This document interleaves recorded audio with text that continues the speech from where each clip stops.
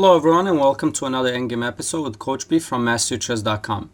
In this video we're going to go over how to checkmate with king and two bishops versus a king. Even though this endgame does not happen very often, it's very instructive to know, and practicing this position against the computer will teach you how to coordinate the pieces together to be able to force your opponent into a losing position where he's not going to be able to avoid checkmate. So let's get started. And before we go over the correct moves, let's analyze the desired outcome. So this is the desired position with white to move. So then after bishop to d5, the king has nowhere to go and this would be checkmate. So first of all, looking at this position, I want you to notice the position of the white king. The white king will have to be a knight move away from the corner of the opponent's king. And he also needs to have the move to be able to deliver checkmate with the bishop on d5. So let's go back from the beginning and see how we can reach that position. With white to move here, white will start with bishop to g6, attacking the black king. And now the black king has to make a decision. He's either going to move the king to f3 or he's going to move the king to e5. Moving the king to f3 would not be the best move, as he's going to be restricted by the two white bishops to a smaller area of the board.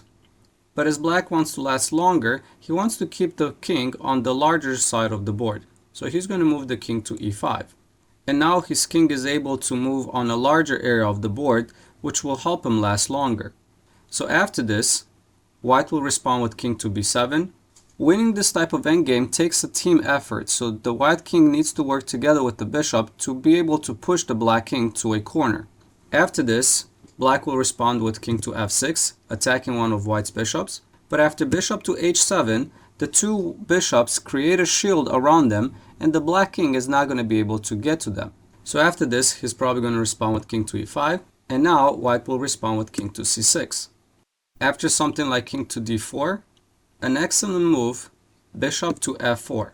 This move takes away the square e5, creating a wall around the black king and forcing him to go to the left side of the board.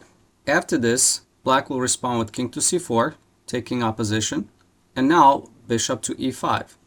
And you could see how black's area of movement slowly shrinks down. After this, let's say king to b4, and now bishop to g8, limiting the black king even more.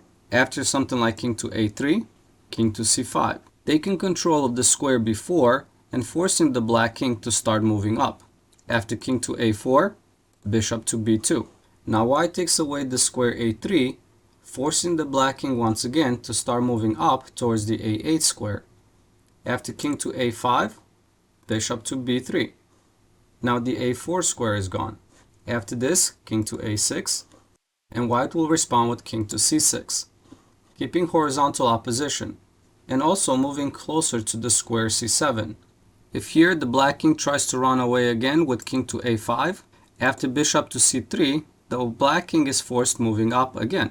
King to a6, and now bishop to c4 check. The black king is forced to a7, and now white will take control of the key square c7, which will be a knight move away from the corner of a8. After black moves the king to a8, here white will need to waste the tempo with bishop to d2, because in order to deliver checkmate, he has to be able to move with check on each turn. After king to a7, bishop to e3 check. After king to a8, bishop to d5, checkmate. Coming back to this position, we saw that after white took the opposition on king to c6, we looked at the king trying to run away to a5.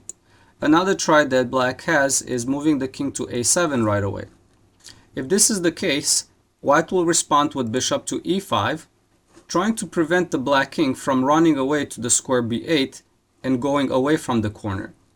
And now black has again two different options. He can try to go to a6, or he can try to move the king to a8 right away. If he moves the king in the corner right away, let's say king to a8, now white will take control of the key square c7 with the king. After king to a7, bishop to c4, taking away the square a6 and not allowing the king to run away. This will force the black king to a8. And now bishop to f4. again wasting a tempo as he has to be able to move with check on the last two moves.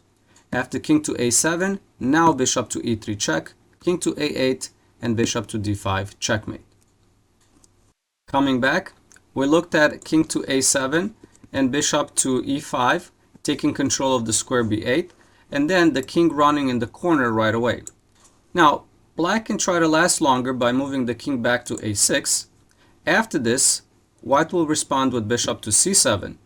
Now, both the a5 and the b8 square are being taken care of. This will force the black king to a7. After bishop to c4, white will take control of the square a6. This will force the king moving into the corner, so king to a8. And now bishop to e5, again losing a tempo, also keeping an eye on the square b8, not allowing the black king to run away.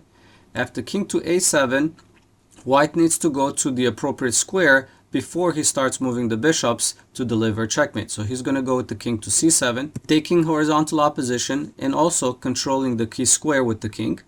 After king to a8, bishop to f4, losing a tempo once more. Here you got to be super careful. If white would make the mistake of moving the bishop to d4, for example, this will take away the square a7 from the king, and the black king would be in stalemate. He's not in check and he has nowhere to go. So you have to be very careful. So coming back, we need to make sure we waste the tempo with bishop to f4 to allow the black king to move to a7, so that we will deliver check on a7, and then after he moved the king to a8, we are able to deliver checkmate. And this concludes the lesson for today. So I encourage you to visit my website, masterchess.com, where you will be able to practice these type of positions against the computer. All you have to do is go to masterchess.com, click on Endgame versus Computer, and go to the Miscellaneous tab. And under the Advanced section, you have 4 positions that you could practice against the computer. All you have to do is click on the image and then practice against the computer.